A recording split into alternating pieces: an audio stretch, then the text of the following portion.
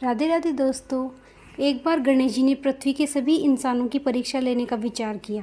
वे अपना रूप बदलकर पृथ्वी पर इधर उधर घूमने लगे। उन्होंने एक बालक का रूप बना लिया। एक हाथ में एक चम्मच में दूध ले लिया और दूसरे हाथ में एक चुटकी चावल लिए और गली गली घूमने लगे। साथ ही साथ आवाज़ लगाते रहे, कोई मेरे लिए खीर बना दे, कोई मेरे लिए खीर बना दे। यह देखकर गली के कुछ लोग उन पर हंस रहे थे। एक आदमी हंसते हुए बोला, अरे एक चुटकी चावल और एक चम्मच दूध से खीर बनेगी? पागल हो गया यह बालक। पर गणेश जी ने यह सुना और हल्के से मुस्कुरा दिए और आगे बढ़ गए। वह लगातार एक गांव के बाद एक गांव दूसरी गलियों में इसी तरह चक्कर लगाते हुए पुकारते रहे, पर कोई खीर बनाने के लिए तैयार नहीं था। सुबह से शाम हो गई। गणेश जी ने गली गली लगातार घूमते रहे। तभी एक बुढ़िया माई शाम के वक्त अपनी झोपड़ी के बाहर बैठी हुई थी।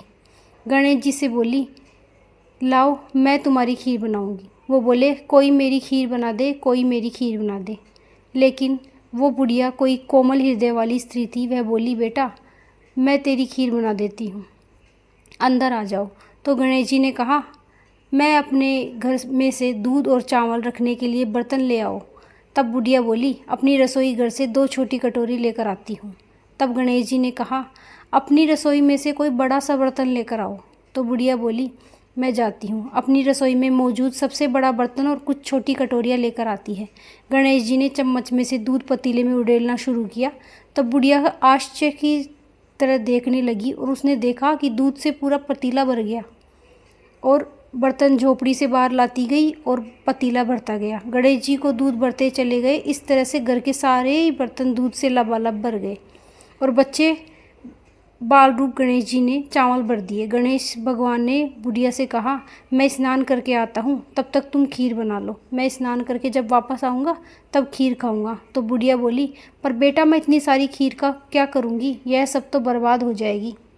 गणेश जी ने उससे कहा, क्यों ना अब आप सारे गांव को ही दावत दे दो। तो बुढ़िया खुश होकर बोली, हाँ बेटा यह तो बहुत अच्छी बात कही तुमने, मैं ऐसा ही करती हूँ।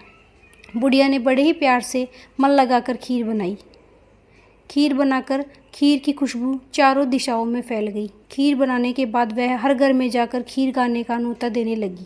कुछ लोग उस पर हंस रहे थे, वहीं कुछ लोग सोच में थे कि कैसे एक गरीब औरत जो कि भीख मांग कर खाती है, आज वह पूरे गांव को नहीं न्योता दे रही है। तभी एक औरत उससे बुढ़िया से कहती है, बुढ़िया तेरे घर में खाने को दाना नहीं है और यह सारे गांव को खीर खाने की दावत दे रही है। बुढ़िया हल्का सा हंसी और आगे चल दी।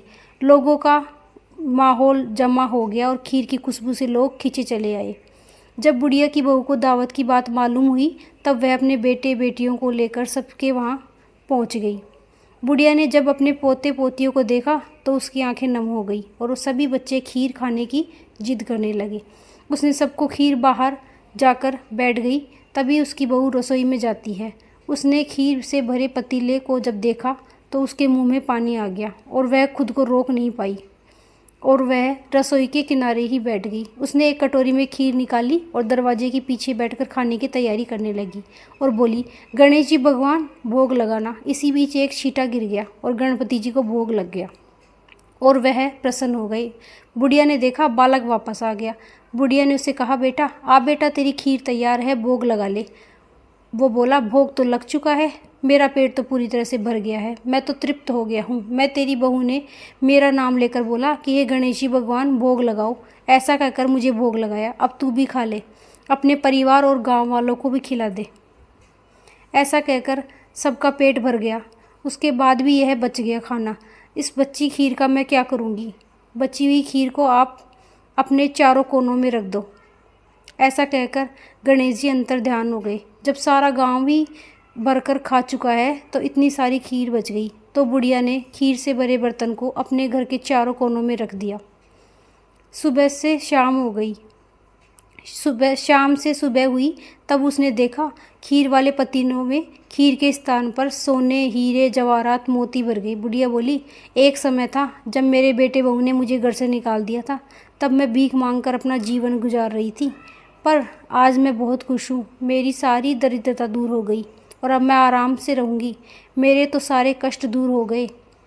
हे गणेश जी भगवान, जैसी मजबूरी को आपने सब कुछ दिया वैसे ही सबको देना।